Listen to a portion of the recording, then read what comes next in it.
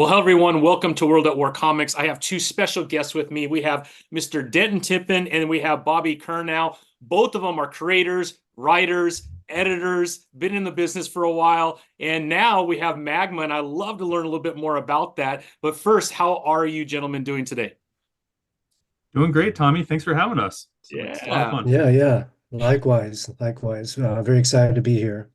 Well, I'm very excited too. I was saying before we hit the record button, I was in my comic book store and I got my preview of the first three titles that will be coming out from Magma. I think two. One was released yesterday, and then last week I got Principles of Necromancy, and then we have the scale trade coming up. I think at the beginning of May, if I'm not mistaken, May 1st.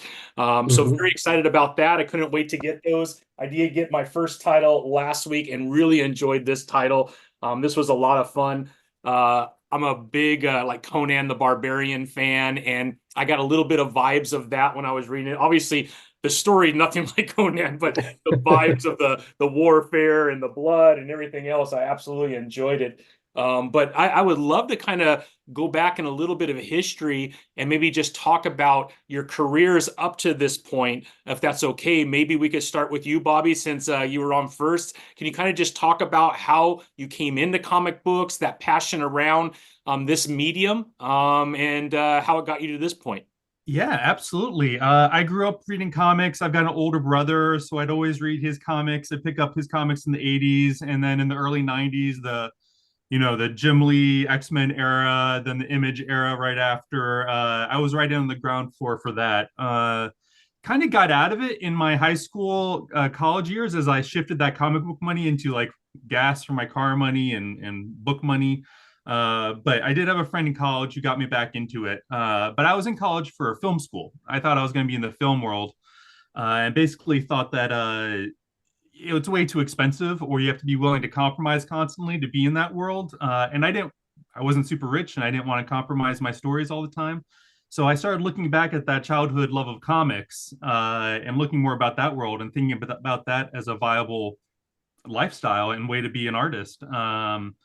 I joined IDW as an intern in 2010 and kind of worked my way up the ladder there to be a group editor. And I was there until 21, a few years ago. And, a lot of good experiences there, but felt like I'd run my course there. Started working on some more personal projects. And then my old friend Denton, who he'll tell you is also from IDW, brought me on board, and we've been running ever since. I love it. I love it. How about you, Denton? How'd you kind of fall into comic books?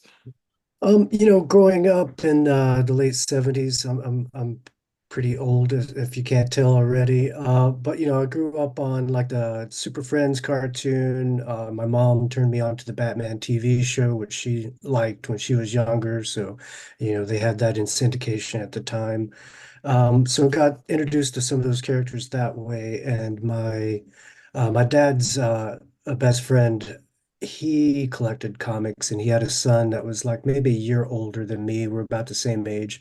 So I got to be friends with him, of course, my dad going over there. So I would check out his collection and that, got me into it. And I was also into Star Wars. And when I found the Star Wars comics, it kind of combined two of my loves and cemented that in me, forever.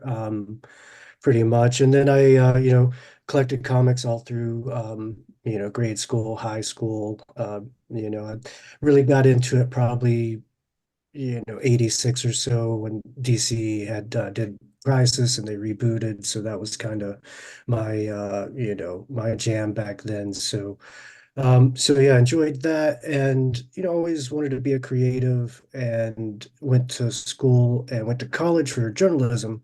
Um, to have a marketable skill while I tried to, write the great American novel and what have you.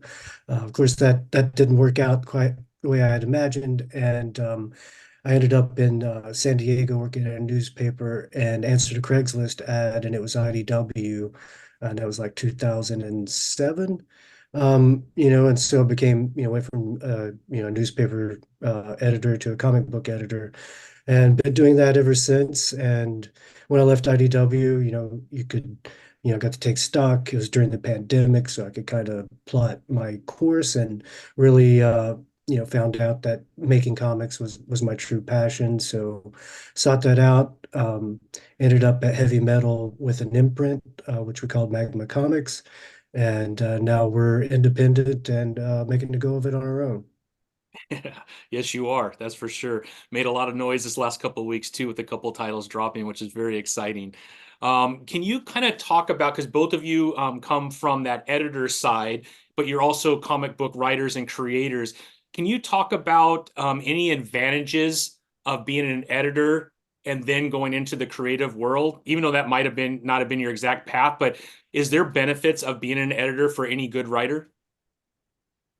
Go ahead, Bobby. Yeah. Then you want to go? No, no, I think you got a pretty good handle on this one. Cool. Yeah.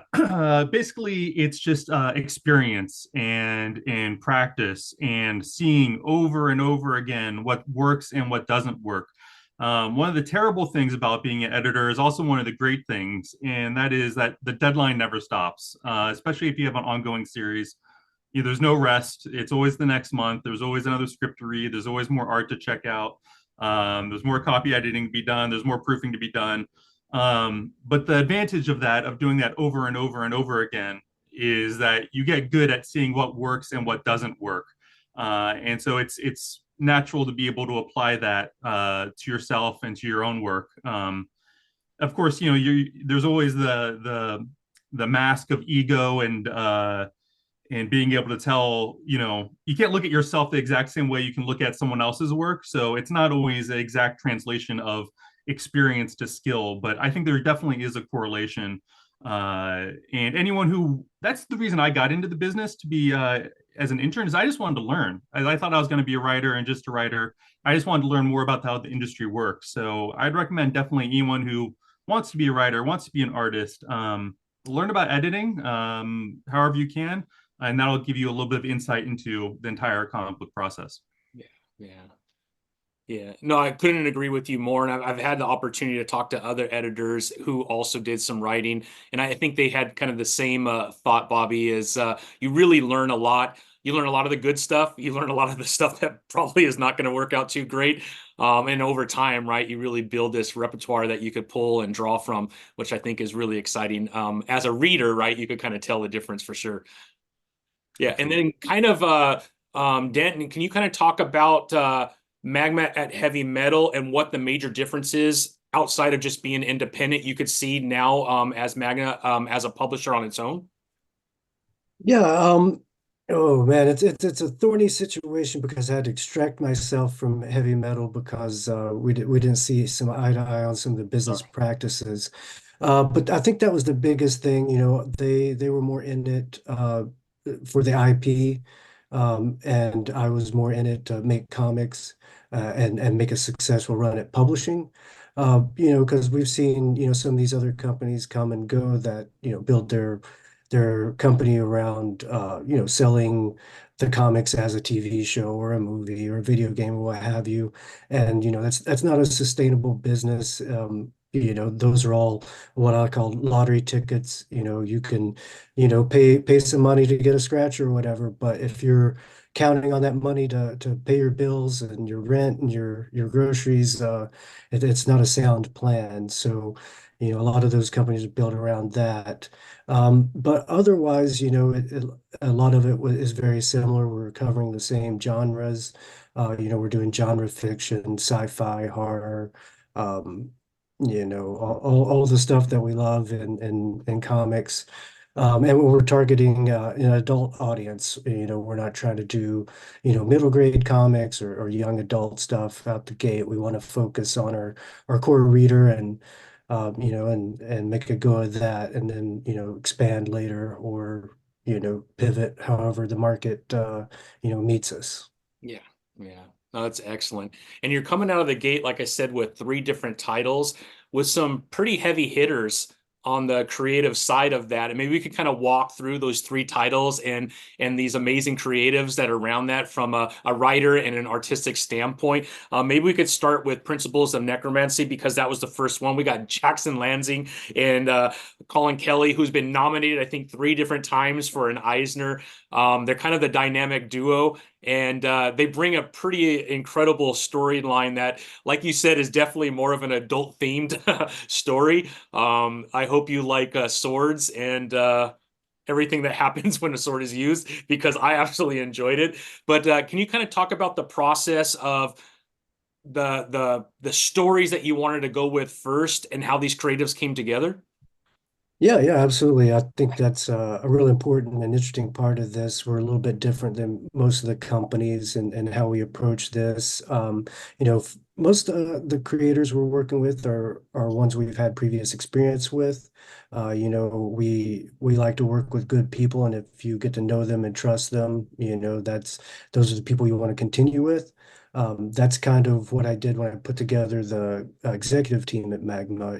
I brought in people that I'd worked with previously and know that they were, A, good people and B, competent people. So that we kind of took that same methodology when we were looking for creators. And Jack and Colin, I had known for a good while now. When I was at IDW, I was editing Star Trek, and they're huge fans, as we all now know.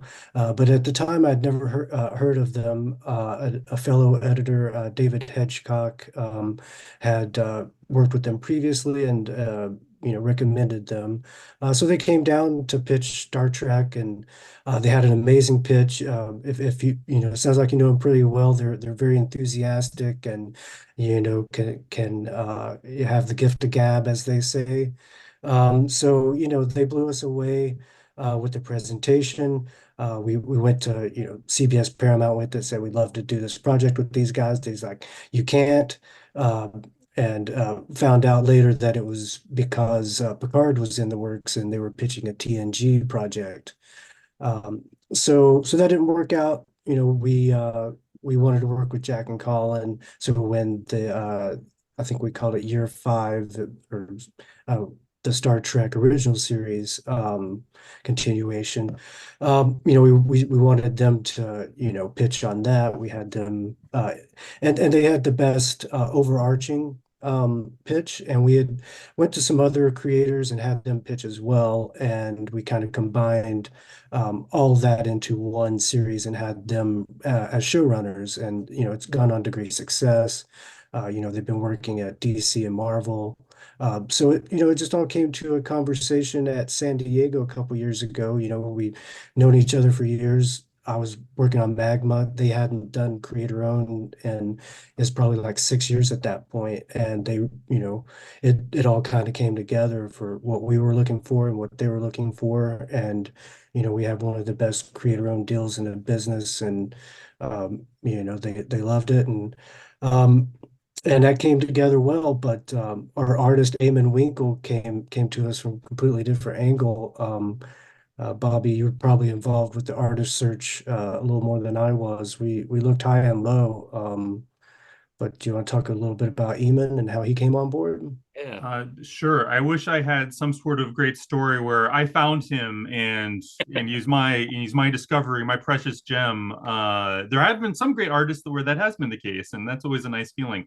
Uh, Eamon responded to Jack and Collins' a tweet request on X now it's called, and it was essentially just a cold call saying like, "Hey, what you guys are looking for? I love to draw. Here's some samples." And we've just been running with him ever since. So it's one of those kind of gift from the gods that just he appeared before us. He had done covers and pinup work before, but this is his first real meaty sequential work. And it's a really rare thing for someone to be coming in at this level. And we've just all been really impressed with him. Everyone who sees his art is extremely impressed, as it sounds like you are, Absolutely. Tommy. So it's Eamon's great. We hope to have him with us for a very long time. Yeah, you don't see too many jobs getting you don't get hired too often, I don't think, off of responding to somebody's tweet, right? Or I don't know what they're calling it now, but yeah, the tweet, right? That's a Rare. pretty unique way to get a job for sure. But I think that's almost as good as if you had this other story, Bobby. I think that's pretty funny. Then can we get into the scale trade? I know that one's the one out May 1st, and that's with the great Steve Orlando. I just talked to him at WonderCon. Amazing, amazing creator. And then you have Megan Wang on art. Can you kind of talk about that grouping? Sure, Yeah, yeah. do you want to? Steve, then you can probably talk about working with Steve. How did you get in touch with him first and foremost? Yeah, that's a good question. I've probably done a couple of podcasts and talk about it, but I've known Steve for a good while. We probably met through heavy metal. So it wasn't I was talking a bit about it earlier, how it wasn't a great experience, but I did learn a lot and meet a lot of different people. And Steve was doing a project there as well. Yeah, and he's just been a creator I'd wanted to work with for a while, but I don't think we had previously. But again, like you say, Steve's a great guy. Everyone, has great things to say about him. He's a great writer, very, very prolific and professional. And so he was someone I really wanted to work with. So yeah, I reached out and yeah, we developed this one together. Um, and did you remember where Megan came into the picture? I can't remember if Steve had found her and attached her or not. Yeah, Steve, I had worked with Megan on Turtles, a couple of short Turtles projects, but yeah, the project, all of our projects, whenever possible, we love for the creative team to come in to us because that means they're going to be vibing with each other automatically, and that was the case with this one. Is Steve had Megan on board. With some of our projects, we do just work with the writer and figure out an artist, but I know I always love it when the team comes in fully formed. It always makes I think it makes for a stronger book overall, but there's exceptions to everything. Right. But yeah, And they came in together and they had a nice pitch packet all ready for us, and yeah, that was a pretty easy. It was a very easy project to see in our minds, uh, and we were able to get rolling pretty quick on that. And both of them, both Steve and Megan, we talked about Steve's professionalism, which is very accurate. But Megan also, they're just workhorses, and they just get the pages done, and that's always a delight to any editor. Exactly. yeah, and I wanted to reiterate one thing. We definitely want artists to share in the creation. So we're wanting the writers and the artists to be on equal footing and have equal ownership. So that's very important to us. We want them to, be able to take pride in their own work and benefit from it as well. We don't want to turn into, a vanity press where, we're just pumping out, stuff to try to make, TV shows for the writers and give the artist a short shift. We don't want to do that either. Yeah, I think that's music to any creator's ears from the artistic standpoint as well. So I think that's wonderful. And I like to cover really quick Silicon Bandits, and then after that, I would love to talk about the importance of creator owned because I think that is a topic that continues to kind of rise up, and I think it's really important. But can we talk real quick about Jason Stark and then Dalibar Talajic? Hopefully I pronounced the name correctly, but that one looks pretty excited. That one actually dropped yesterday, so I'll be picking mine up tomorrow from my LCS. But that one looked a lot of fun, and I cannot wait to dig into that. But can we talk a little bit about that kind of grouping? Absolutely.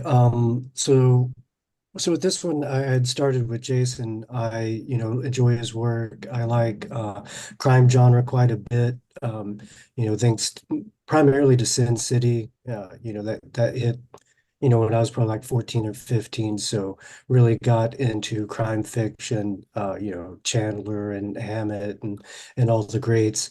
So I really wanted that to be one of the genres represented in a Magma portfolio. Uh, and Jason was in town for a mystery writers convention in San Diego, where Bobby and I are still based, and met up with him, and he had some ideas, and this one was one. This story really, really spoke to me, and this was even before a lot of the AI stuff, had been really, really ramping up and the culture and what's happening with it now. So it really dovetailed nicely. And Jason actually had a different artist attached originally. But then they had taken on another project, so we had to, bring in someone else.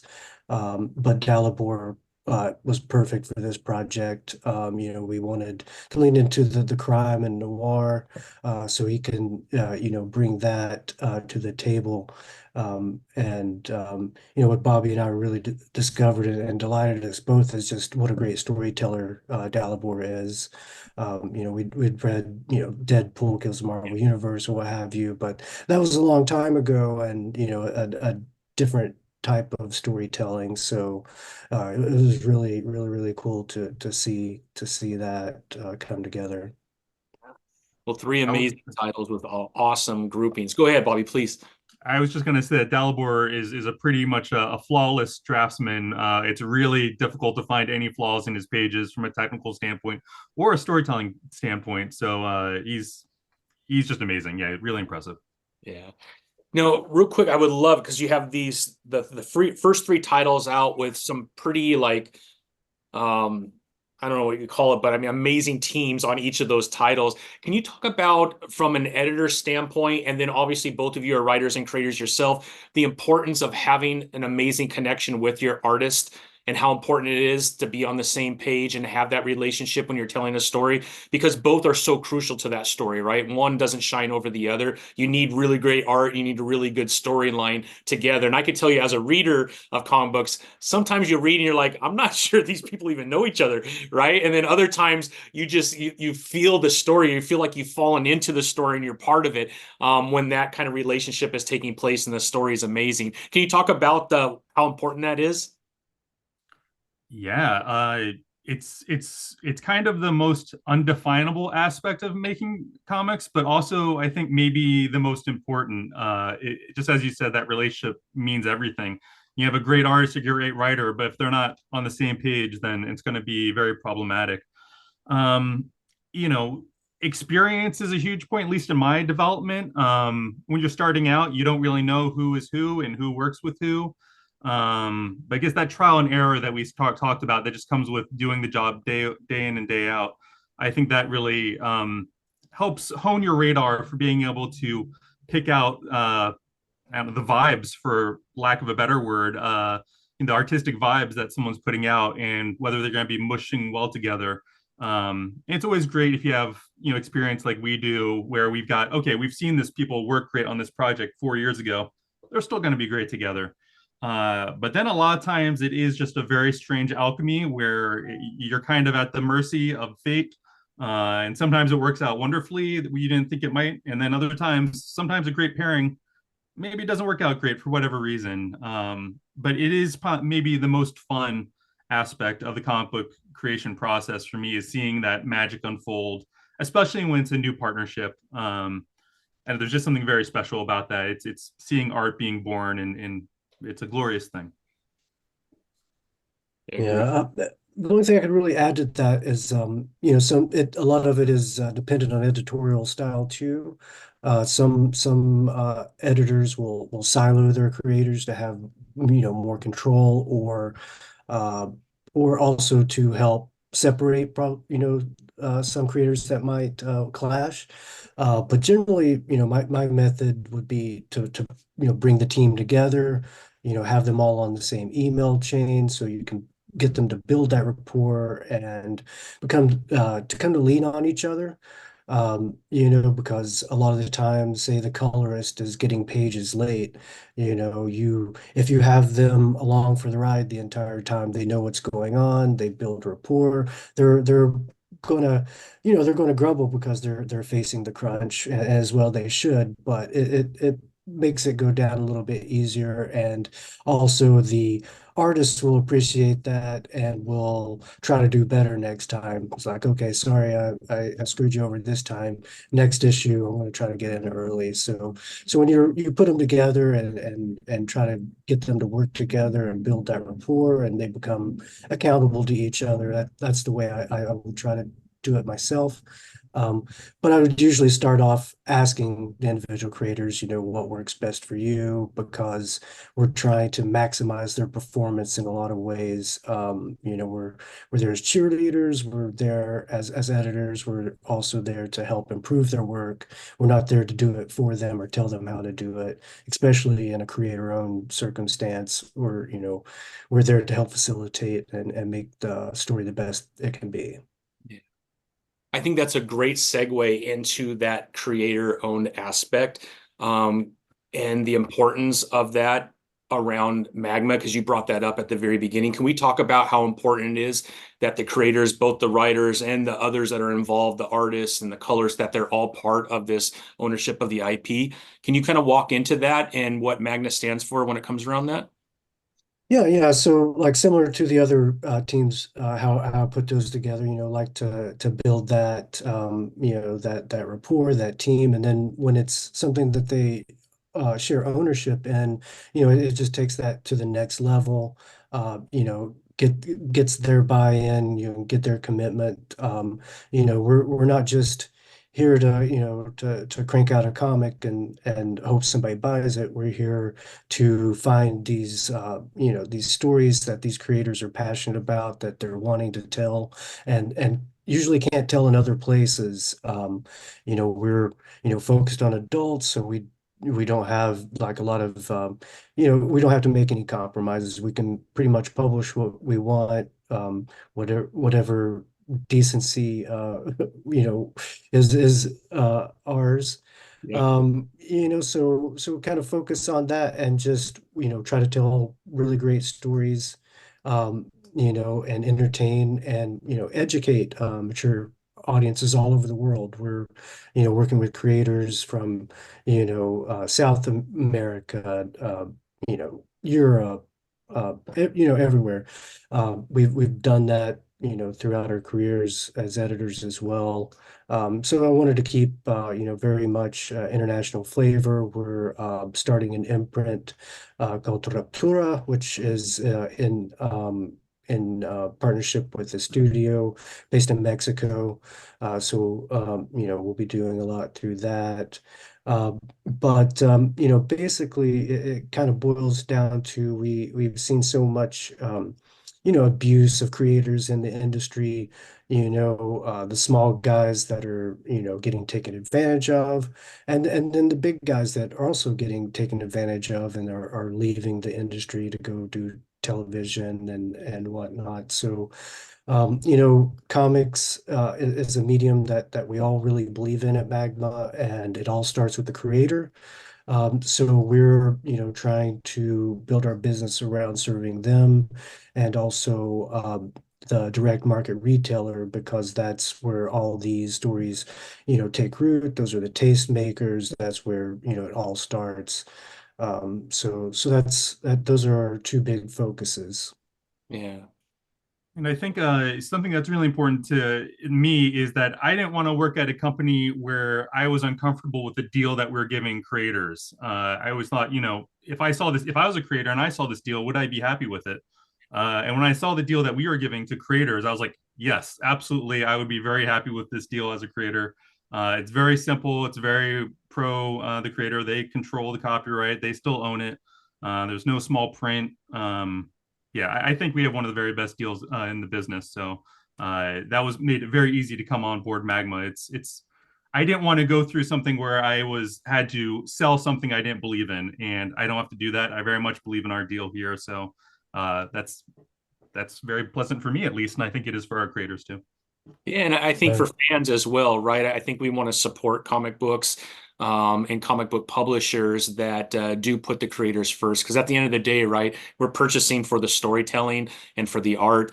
And it's nice to know that if someone brings you a creation, there's going to be a really good deal for that person if it's something that you're interested in. So I think it helps all of us, right? As fans and as the publishers, we all benefit from that too. And to your point, Dent, when you mentioned having skin in the game, right? I think everyone brings their best work when they all feel like they're being rewarded for the work that they brought to the table.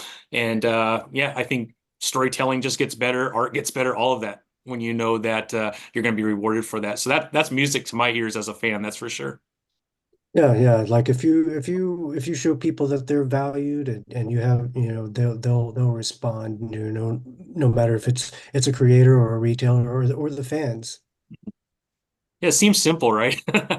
Yeah, yeah. Everybody has value, and if you express that to them, they'll appreciate that, Yeah, I think we all like that, right? Yeah, yeah, we do. People just don't always think about it and act on it. So, we're trying to be conscientious. We're all very experienced. Our director of marketing and sales has been in the industry, I think maybe 25 years. He was at Top Cow, IDW, of course, where most of us Magma folks came from.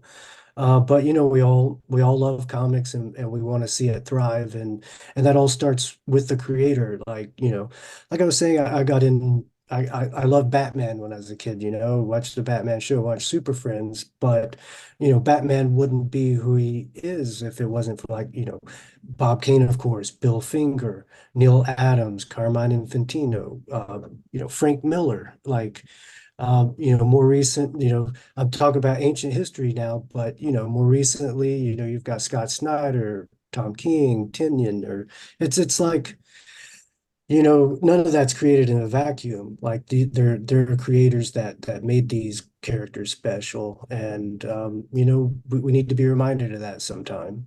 Yeah, couldn't agree more. Couldn't agree more. Okay, we have these first three titles. Do we expect more titles later in the year? Or is there something that you could kind of share there? And you both are writers and creators. Is there going to be something from you two under the Magma publishing label later on? Yes, funny you mention it.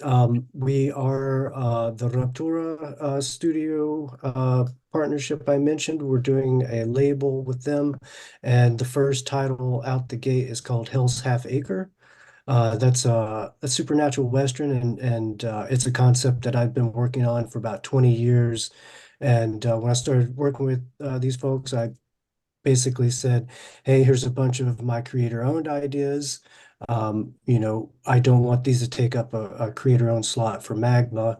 That wouldn't be fair. But if we're going to do something together, I could, so this is our first company owned. It's going to be co-owned with Raptura Studios, and it's kind of creator-owned since I own half of it through the company. Uh, but uh, but it was a good way for us to produce more stuff, expand our footprint, and let me tell my stories without interfering with any other creators. So that's going to be pretty exciting, doing that.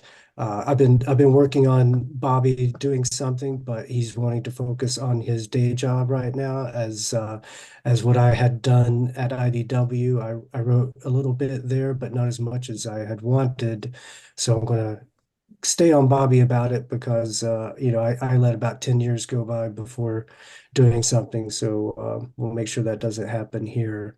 Um, Yeah, maybe one day. Yeah, as I said, it is a deal that I would take. It's just a matter of how much I want to keep my creative and the rest of my professional life separate. But we'll see. Yeah, we'll see how it goes with Denton. And so Denton, after your experience, I'll judge you. So it's all on you now, bud. yeah, it feels like that some days, but we're just trying to save the comics industry. No big deal. No big deal. Uh, no, no, but no, we don't like making broad proclamations like that. We see a lot of companies come in like we're changing the face of comics. We're doing this. We're doing that. We're a bit more humble than that. We may aspire to make change, but we're content to be the change that we want to see ourselves, and hopefully people will see that and respond to it, and if it catches on and the rest of the industry has to catch up, then mission accomplished. Agree. Agree. Agree. Wow. I mean, so as far as the rest of year goes, we have the three titles. We have yours, Denton, coming with your partnership with what was the company's name again? It's called Raptura Raptura. Studios. Yeah, Ruptura. and Yeah. then Estudios. It is they do the Spanish spelling, and I love it. Estudio. Yes, yes. It's- So I get to try to work on my enunciation in Spanish. So Raptura Estudio. yeah, Sounds there we good. go. Good, yeah. Now, is that So going to be the publishing name under that title, or will it still be Magma? it'll still be Magma, but there it'll be under that studio. I don't think we're going to label it Mhm.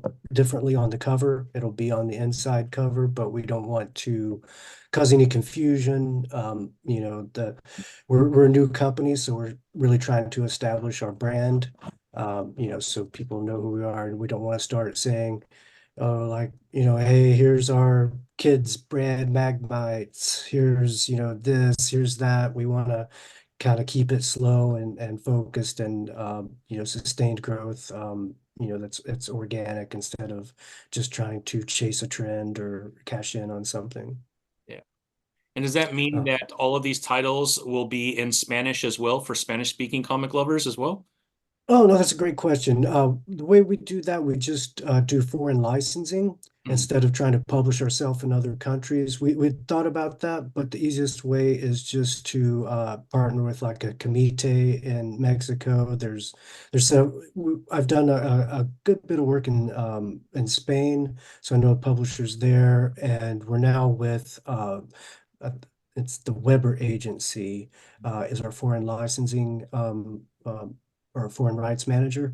It's run by Jeff Weber, and he handles a lot of different companies now. I think he's doing Image and IDW, Archie. So he sells all those to foreign markets. So I think he was just in Bologna recently. So hopefully he's got some good news. But that's how we'll be doing that.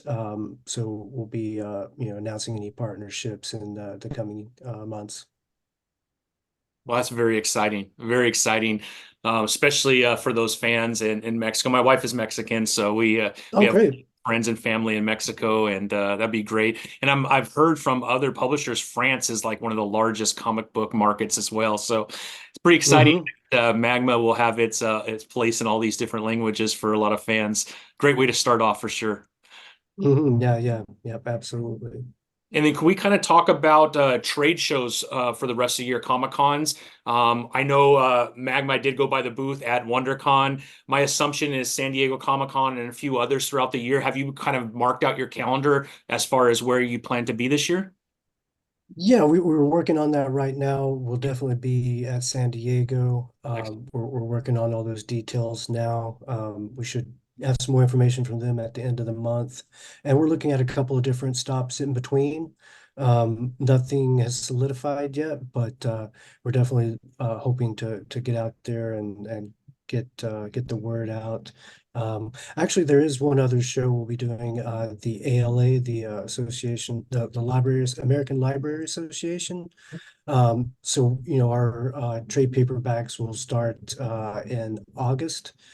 So in June, we'll be going to LA to start promoting our book slate. Um, and I can't tell you too much more about that. But at WonderCon, we did have Derek Robertson of Transmetropolitan and the Boys. He was on our panel. They're promoting one of the covers that he did, the Principles of Necromancy #1. And he did announce that he's going to be doing his next creator-owned book with us. So we're going to be announcing that next week. When does this going to go live? It could go live whenever you want it to go live. Okay, well, I'll give you a little bit more, a little teaser because we're going to be announcing it next week on the beat with Heidi McDonald, and it's his it this is his first creator owned that he has written. And it's going to be called Greaser Gemini Blues. And the artist is Stephen B. Jones, who's an animator. He recently worked on the Batman Beyond cartoon. Nice. Um, well, not recently. That's kind of an older one, but that was Still pretty cool. where super cool because he worked with Bruce Timm, Darwin Cook, and that's how Derek had met him through the mutual friend Darwin Cook, we all know from Final Frontier and the Parker series. Great, great Darwin Cook. So yeah, this one Derek isn't drawing. We've got Steven doing the art on that. Derek's going to be doing variant covers though, which is really cool. It's kind of um, kind of a Futurama meets Mad Max, a little bit kind of post-apocalyptic. There's aliens involved, but it's a really cool twist. I don't want to give too much away, uh, but uh, but yeah, it's going to be super exciting. Derek will be with us at San Diego as well. And hopefully Stephen, who recently moved to New Zealand. Uh, Uh, so that was a big move, but he still seems to be on deadline, right, Bobby? yeah, I actually have a email from him in my inbox while we've been talking, so that's a good sign. Yeah, another super professional. So that'll be a July release, and we'll be talking that up here very, very soon. So you got a little inside peek there for your guys. I appreciate that, Den. Yeah, we'll make sure we follow directions on when to post and everything. That way we don't overstep. But I appreciate that. We'll definitely get that word out, and that's very exciting. Very exciting. Thanks. Yeah. We're Yeah, we're super excited too, and Derek is well as well. It's wild how intimately involved he's been in every aspect of the book, and we've got some great variant cover artists lined up. The news will be out that Dan Panosian is doing the first variant, and it's phenomenal. So that guy gets better every week. It's almost sickening, but luckily we get to enjoy the art, so it's easier to swallow. there you go. Wow, I mean that sounds very exciting. Again, I was really excited to get this and to get kind of a little preview of each of the first three titles, and then obviously I got the first one. And anybody that's watching this, the art on this is just next level, amazing. Maybe I'll give it a little peek real quick for people to see without giving away the story. But the art is absolutely beautiful. Let me find a. Yeah. I mean, this is my favorite one right here. Oh yeah. You got a good head chopped off right in the middle there. Yeah, right. Yeah. Yeah. So, We made I sure mean, we made sure to include that in the early preview pages so exactly. people knew what to expect. We didn't want them to Yeah. be shocked. Exactly. Yeah. So beautiful first step, I think, in the first issues. Very excited to see where Magma goes over this next year. But anybody that's watching, you got to get out there and pick up these three titles. You could pick up Principles of Necromancy right now. That was released last week. This week we got Silicon Bandits, and then next week, May 1st, we have the Scale Trade. So check those out. And then a lot of other new stuff coming. So I'm hoping that we could do this again, gentlemen, down the road as more and more information comes out. But as a comic book lover, I probably spend 70% of my money now on the independent side of comic books. I mean, obviously, I Mm, still buy the big two, big three if you throw Image in there. But hmm. I love the independent side just because the stories are just not tied to all this history. Not that I want Superman no longer to fly. I don't want big changes with Superman, but I do love being in a world that is really you could go anywhere as a creator, and I think that's very exciting as a reader. So congratulations on Magma. Thanks so much. I can't tell you how much I appreciate you coming on the podcast to share about it as well. Yeah, no, we appreciate you having us on and helping spread the word. Absolutely. I mean, your enthusiasm is infectious. I'm excited about our titles all over again. So Yeah. thank you for that. It means a lot. Yeah, absolutely. Well, gentlemen, thank you so much for being with me today. And until next time, I hope you have an amazing weekend. Thanks. You too. Thanks. All right.